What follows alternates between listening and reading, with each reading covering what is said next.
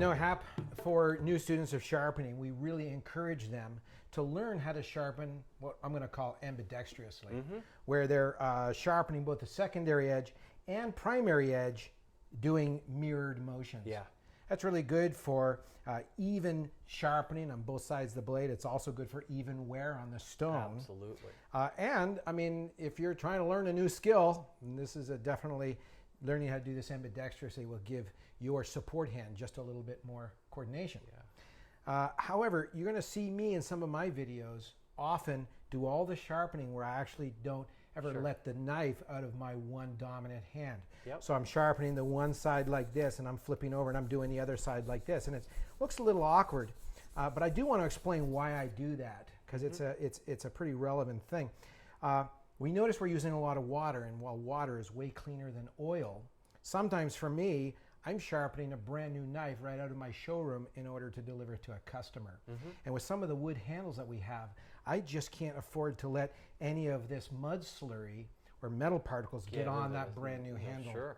So I'm trying to keep my dominant hand dry while I'm holding the blade to the stone. And you know, I'll apply water, I'll manipulate the water, I'll do everything with water that I need to with my support hand, and I'm going to do all the sharpening with my right hand. Yep. What that also means is that when I'm stropping, instead of stropping this way and that, I'm actually stropping from using the tip of the knife on the first corner and ending up on the heel on the other corner, and then I reverse it, and I have to change the angle of that blade, but I go tip to heel, tip to heel, tip to heel, tip to heel. Sure. So those are two different options that I do encourage all of our viewers to first try to learn how to do it ambidextrously. But if there's a situation where they really want to keep the handle dry and clean, then they can experiment with this technique as well. Yeah, and you can do it left-handed or right-handed. You know, if you're left-handed, you just do you can do everything with your left hand, exactly, right, and then use water with your right hand. Right, exactly. Okay, so sometimes we want to sharpen for very specific tasks. And this is the knife that I sharpened here a few minutes ago in the more thorough investigation that we did. And so what I'm going to do is I'm going to start with this knife that we fully polished. It just, you know, Murray was shaving with it a couple of minutes ago. It's kind of scary. And what I've done is I've put my 15 micron ceramic stone out here. And before I actually do this, I'm going to explain a little bit about what I'm going to do. I'm right-handed. I cut with my right hand. And so if I'm cutting food, this would be the outside edge for me. I'm going to go into the primary edge here, and I'm going to comb a set of microscopic teeth right into the edge. So right now we have this very smooth, really, really sticky edge, which it would be wonderful for, let's say, ahi tuna, but I think it's not really optimal for, say, a roast beef that's been, you know, baked in the oven and has a lot of fat lines and different kinds of densities. And so for those kinds of cutting, a little bit of tooth is really nice. So what I'm going to do is take the knife here and put a little bit of water right out on my 15 micron stone. And I'm going to go to the outside. Remember, this is the outside. I'm right-handed. I'm going to come right over here, and I'm just going to lift up into the primary edge, and I'm going to comb a set of teeth, and I'm going straight back. That way these teeth will be very, very vertical. The teeth will be right vertical or perpendicular to the edge of the knife. Now, you can do this and you can put them in at an angle. And let's say I put the teeth in at this angle. Well, then when I cut, it would be like a Japanese saw. I'd be pulling and cutting through, and it would be more effective on the pull cut, but it would be less effective on the push cut. When I go perpendicular to the edge with the teeth, then it's going to be pretty much the same with this microscopic sawtooth.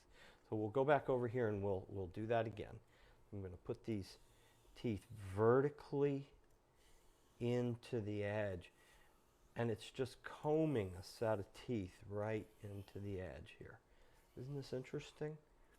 Now, the same could be said if you put the teeth on an angle facing forward, it would be optimized for push cutting. That's exactly right. And you'll feel the difference when you're pushing and pulling, you know. And we can put these teeth into both sides, and that'll certainly make for a more aggressive tooth. This is going to be a less aggressive tooth. It's going to be kind of like a clipper blade that's used for cutting hair. Sort of a microscopic version of that. So I'm just cutting these teeth right in here and using the same stroke.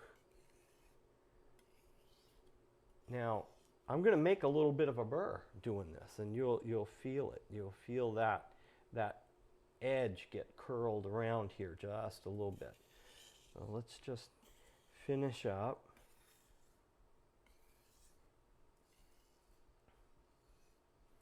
And now I'm going to put this aside. I'm going to go back to the polished stone. And I don't want to mix it up here. Remember, I put my teeth in. I just want to be kind of careful not to drag that 15 micron abrasive up here. Okay, so I put my teeth in on this side.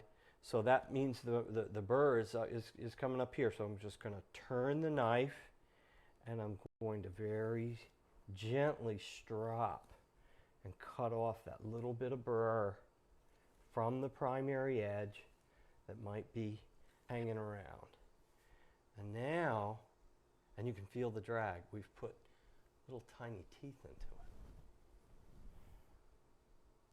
Yeah, there you go. You can see it's actually moving the pads of my fingers even more dramatically than before. Yeah, you can feel that teeth. I bet that's really optimized now for cutting through those hams, the prosciutto. It will. Roast beef and so on. Perfect for those kinds of foods. Yeah.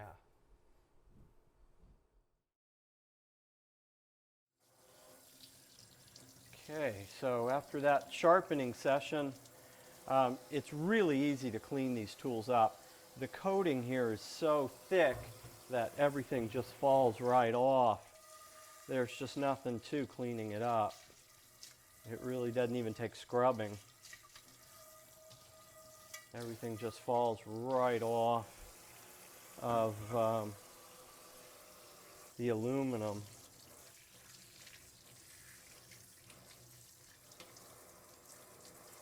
You're going to get down in these corners, you can use a little scrub brush. But really, everything just cleans right up. Set it up here.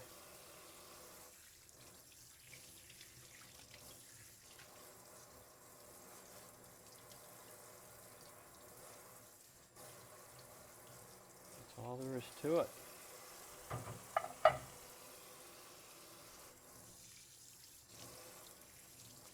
Nothing really sticks. And if you get a lot of gunk in here, you can just peel these out and clean underneath and then just put them right back in again. So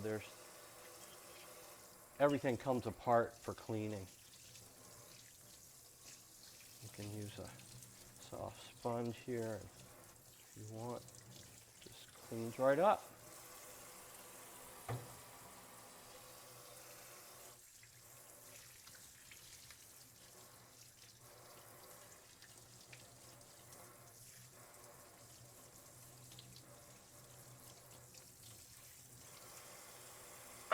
All right, so to use the drain plugs, we have two of the drain plugs here in the rectangular Terrapond. All you have to do is put a standard 1/4-inch Allen wrench in there and just take that plug right out and put it aside, and then hang the end of the pond over your sink. Now, when you set up in here and sharpen, I'll just demonstrate with a cup of water. We'll just pour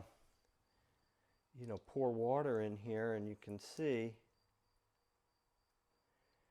that as the pond fills up, it takes a little more water to get it filled up there.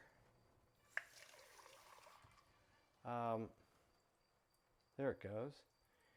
It just drains right over here into the sink as you're sharpening. So you can be sharpening here and it's just draining right into the sink over here.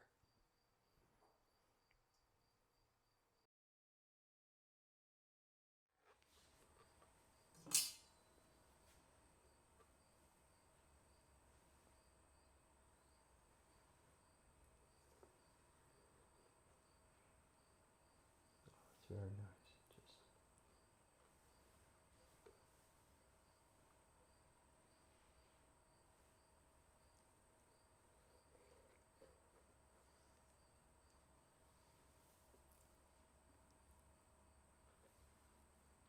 it's just beautiful.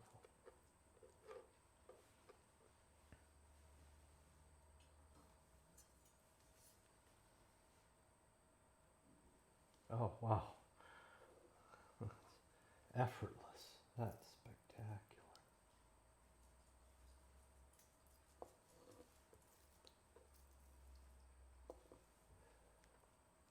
Spectacular.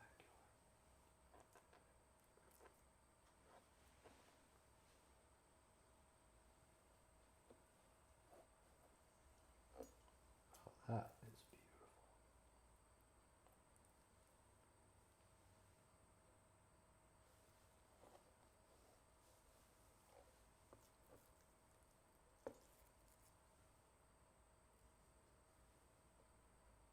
Beautiful. King salmon. What a pretty fish.